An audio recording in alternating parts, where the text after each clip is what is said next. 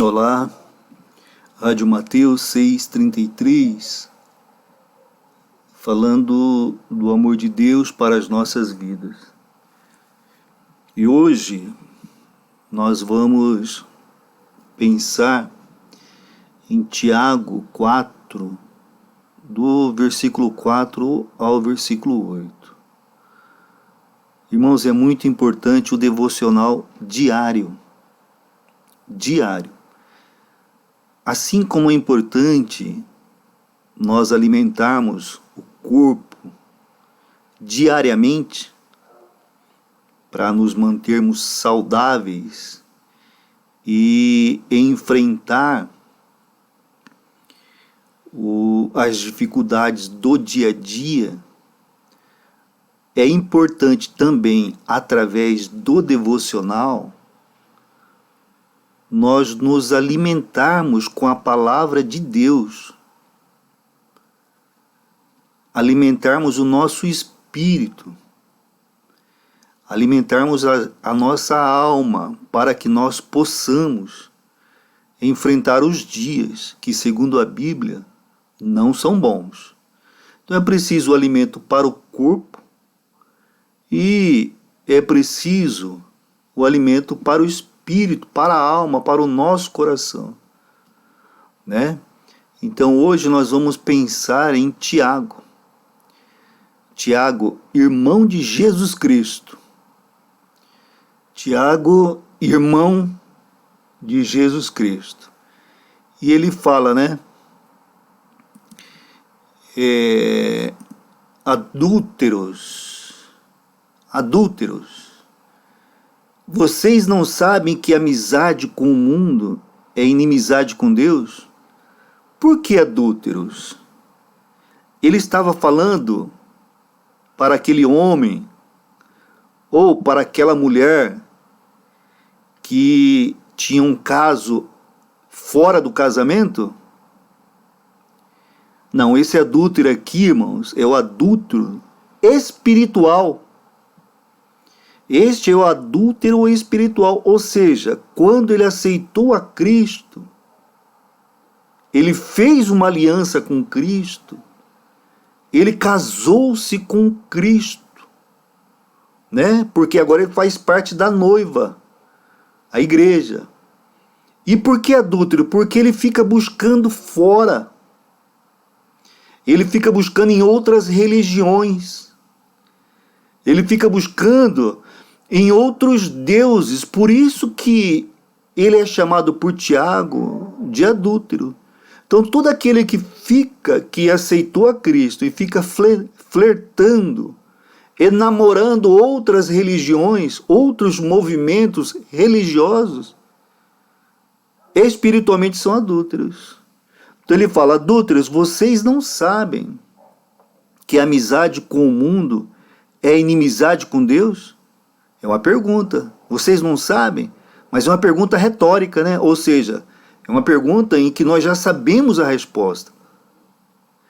Quem quer ser amigo do mundo faz-se inimigo de Deus. O que é ser amigo do mundo nesse texto? É ser amigo das verdades do mundo. É ser amigo da lei do mundo, não da lei judicial, não da Constituição, não é isso. É da lei que administra a vida das pessoas que são do mundo. E do mundo aqui são aquelas pessoas que não são cristãs, segundo a Bíblia. Pastor, dá um exemplo de uma lei do mundo. A lei do querer levar vantagem em tudo. Em regra no mundo é assim? É. Em regra no mundo, a lei que rege o mundo é você levar vantagem em tudo. Quando uma pessoa entra numa negociação, se ela empata, se ela deixa de perder, ou ela se sente derrotada, porque queria levar vantagem em tudo, ou as pessoas que estão à sua volta a criticam.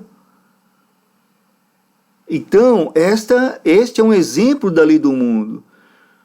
E já não é assim com a lei de Deus.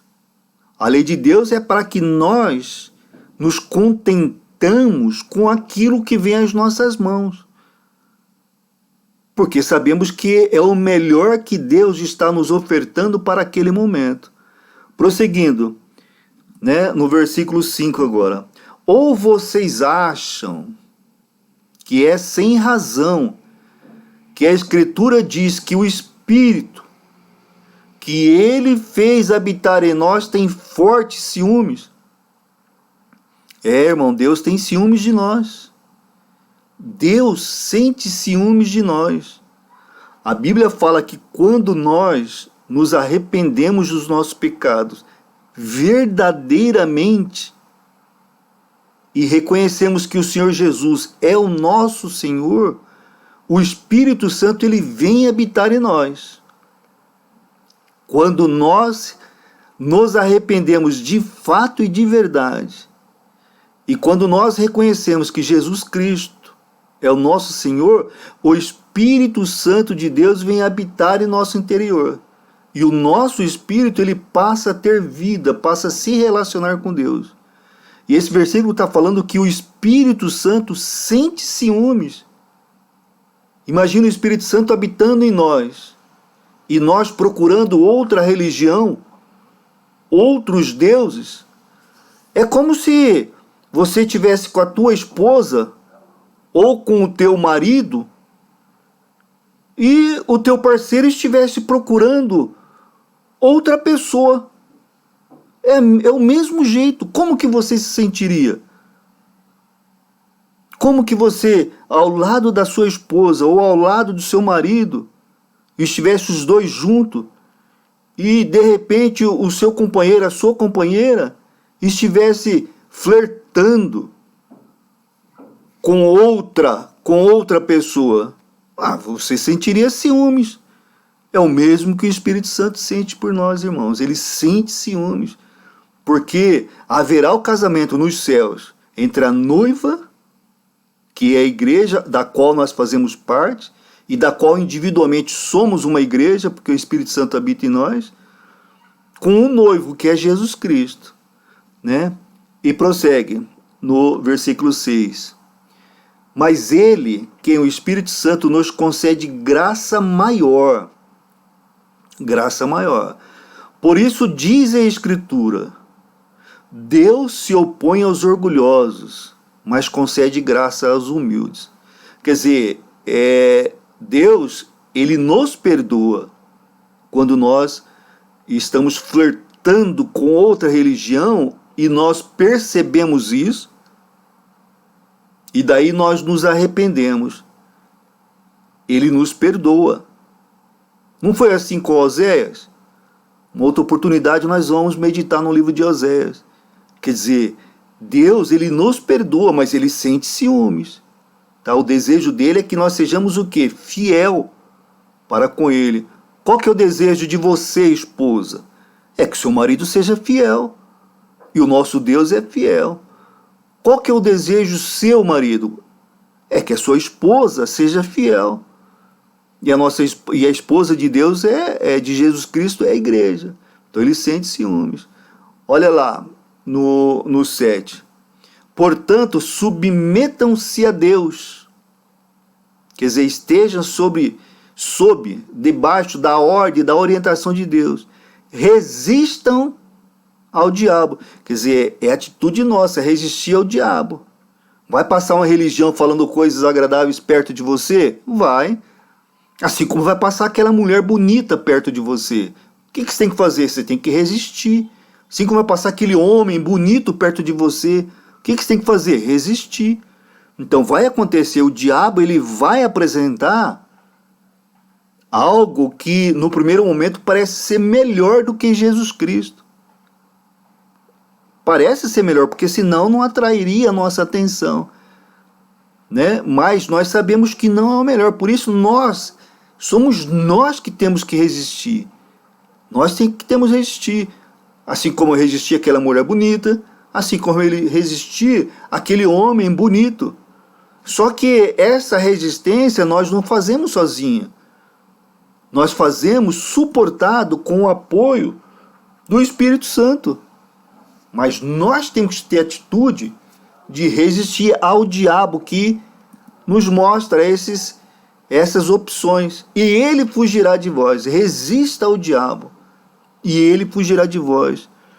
Antes, irmãos, nós não resistíamos ao diabo. Nós não tínhamos condições de resistir ao diabo. Por que não tínhamos, pastor? Porque nós éramos escravos dele. Ele era o nosso Senhor.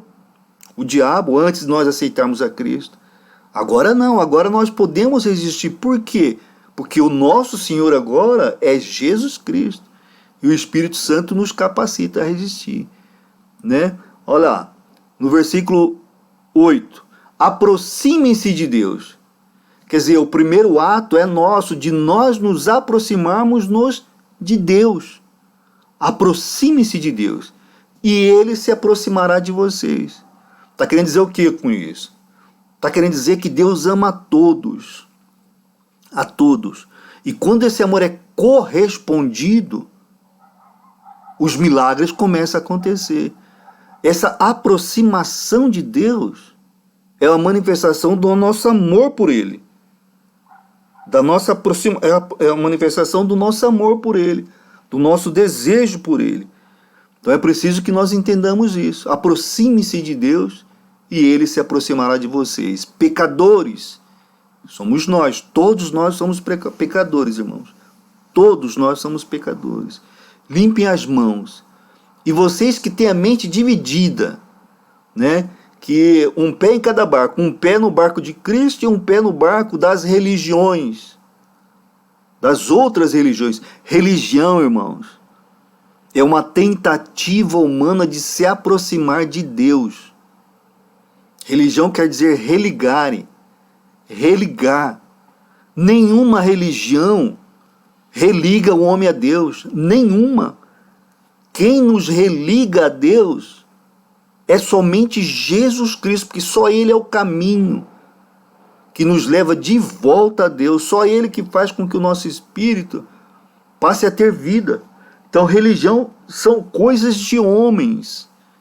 Religião é aquilo que Adão fez quando percebeu que havia pecado. O que ele fez? Ele fez vestimentas de folhas, algo perecível, tentando esconder a vergonha de Deus. Então, religião é um amontoado de rituais, de disciplinas, na tentativa de que o homem se mostre novamente reatado com Deus. Mas isso não é fato, isso não é verdade. Isso não é verdade, porque o único que consegue nos reatar com Deus é Jesus Cristo. A religião produz pessoas exteriormente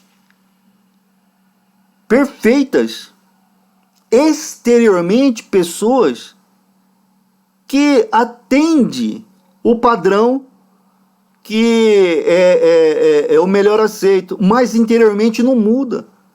Interiormente não muda. A religião muda as pessoas de fora, uma tentativa de mudar as pessoas de fora para dentro, mas não consegue.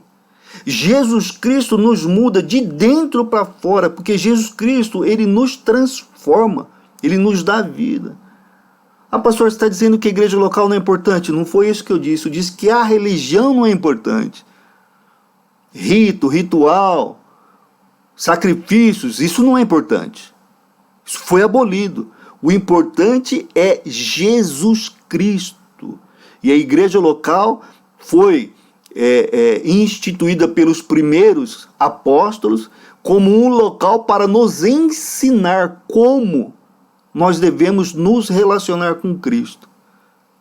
A igreja local ela foi instituída como uma forma de nos ensinar como nos relacionar com Cristo e com as coisas do mundo. Então, irmão, Deus, ele tem ciúmes. A adoração a qualquer criação de Deus é pecado. Adorar a qualquer criação de Deus é pecado. Adorar carro é pecado, adorar a casa é pecado, adorar a homens é pecado, né? Adorar a ídolos é pecado. Mas a adoração a Deus é um atributo sagrado. É um atributo sagrado. O nosso Pai Celestial, Ele gosta que nós adoremos a Ele. Somente a Ele que merece adoração. Quando nós lemos o Antigo Testamento, né, nós podemos nos perguntar por que aquelas pessoas se curvavam a ídolos. Olha aqui que fala Êxodo 25. Êxodo 25. Né? Não te prostrarás diante deles. Deles quem? Do ídolo. Versículo 4. Não farás... São os mandamentos do Senhor, né, irmão? Versículo 4.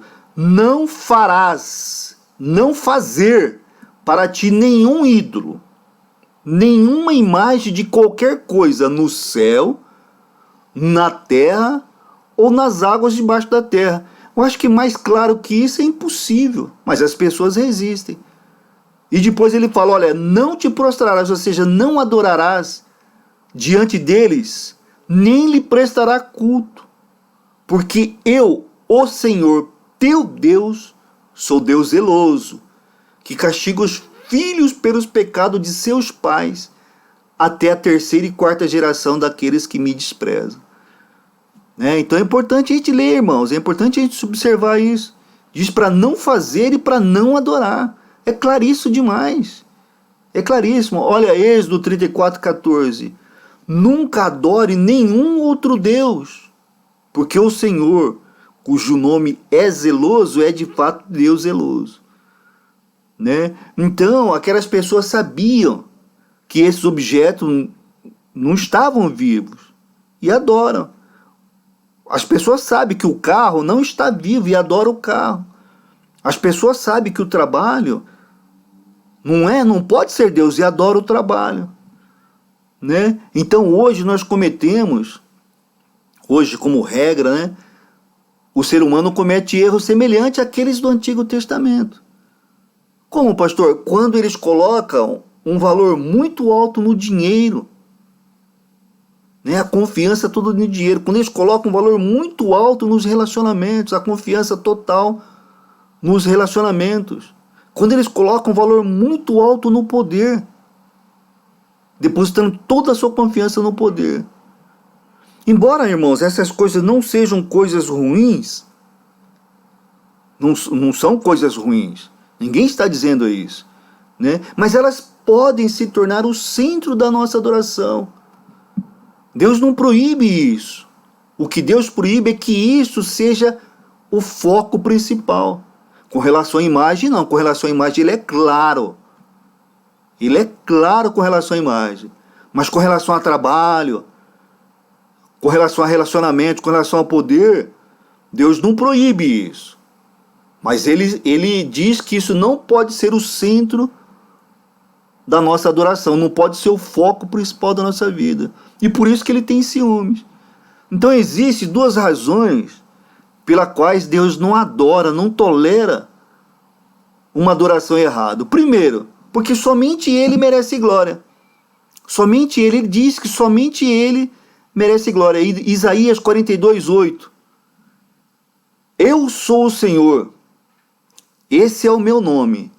Não darei a outro a minha glória, nem a imagens o meu louvor. Ele não aceita, irmãos. Ele não aceita que a gente dê a glória que é dele para outro e nem dê às imagens o louvor que é só para ele. Não, pastor, mas isso aí é Antigo Testamento, isso aí já foi. Ah, é? Lucas 4:8. Lucas 4:8 é Jesus falando. Está escrito: adore o Senhor, adore a Deus, o seu Deus, e só a Ele preste culto. Mas claro que isso, irmãos, é impossível. Então essa é uma das razões porque Deus não permite adoração errada. E em segundo lugar, é porque não há nada melhor para nós do que o amor de Deus. Salmo 135. Salmo 135. Olha, quando Deus fala que nós temos que adorar a Ele, é porque há algo de bom em adorar a Ele. O Salmo 135 fala, no versículo 3, louvai ao Senhor porque o Senhor é bom. Cantai louvores ao seu nome porque é agradável. Então Deus é bom, irmãos. Deus, ele é bom. Deus é grande. Olha o 135:5. Com efeito, eu sei que o Senhor é grande e que o nosso Deus está acima de todos os deuses. O nosso Deus está acima de todos os deuses. É Ele falando, amado. É Deus falando. Há uma razão para que nós o adoremos. Há uma razão, né? Então nós temos que observar isso. Nós temos que observar isso. No versículo 6 do Salmo 135, ele fala, tudo quanto aprouve ao Senhor, Ele o fez, nos céus, na terra, no mar e em todos os abismos. Em todos os abismos, né? Então, irmãos, olha, Deus é poderoso. Depois nós temos que ler com mais cuidado esse Salmo 135, que vai nos dar a razão de por que adorar o nosso Deus. De por que adorar o nosso Deus. Então, nós temos que observar aonde que nós gastamos o nosso tempo e o nosso dinheiro, né? E o que é que está dominando os nossos pensamentos, né? Mesmo que algumas atividades possam parecer boas, irmãos, nós temos que orar. Nós temos que orar a Deus. Porque, de repente, essas atividades podem estar se transformando em um ídolo na nossa vida. Pode estar se transformando em um ídolo, né? E se porventura nós identificarmos algumas dessas coisas que está tomando mais o nosso tempo, está sendo ídolo na nossa vida, nós temos que confessar a Deus e pedir para que Deus coloque Ele em primeiro lugar na nossa vida, que Ele seja objeto da nossa adoração. Que Ele seja objeto da nossa adoração. Irmão, Deus não quer que nós o adoremos porque Ele é um Deus, porque Ele é um Deus egocêntrico. Não, não é nada disso. Não é nada disso. Deus quer que nós adoremos só a Ele porque Ele sabe que isso é bom para nós. Porque Ele sabe que isso é bom. Olha, louvem o Senhor, pois o Senhor é bom. Ele não precisava ter criado o ser humano, irmãos. Ele não precisava ter criado o ser humano. Aprove a Deus criar. Por quê? Porque Ele quer compartilhar com o ser humano as criações que são boas. Ele quer compartilhar conosco, Ele quer que nós vivamos um tempo bom. Ele criou o ser humano por amor, não por necessidade. Porque Deus é perfeito, Ele não precisa disso. Mas Ele fez por amor, para que nós nos relacionemos com Ele. Para que nós tenhamos um relacionamento de filho com um pai bom. É isso que Deus pretende para a nossa vida. Tá certo, irmãos? Deus é bom, nós temos que tomar cuidado com o que nos adoramos. Nós temos que ler o texto sagrado. Existem limites na adoração claros, definidos no texto sagrado. Leia os mandamentos que estão no Antigo Testamento e que se reproduzem no Novo Testamento.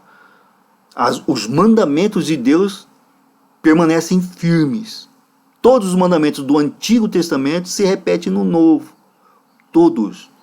O que é preciso é que nós possamos ter clareza de ouvir, identificar e praticar. Por que, pastor? Porque isso é bom para nós. Porque Deus quer o melhor para a nossa vida. Tá certo, irmãos? Vamos orar. Meu Deus, ó Pai, obrigado por essa palavra, por essa lembrança. Que nós possamos, ó Pai, em nome de Jesus, fazer disso realidade prática na nossa vida. Que a nossa adoração seja somente ao Senhor, adorar só ao Senhor. Porque o nosso Deus não divide a glória dele com ninguém. Com ninguém. Que nós possamos, ó Pai, em nome de Jesus Cristo, sustentado pelo Espírito Santo, ter toda a nossa devoção ao nosso Deus, Deus único que habita nos céus, mas que também habita no nosso interior, na pessoa do Espírito Santo. Pai, que essa palavra seja prática na minha, nas nossas vidas. Queremos pedir também, Senhor, por aqueles que sofrem no corpo.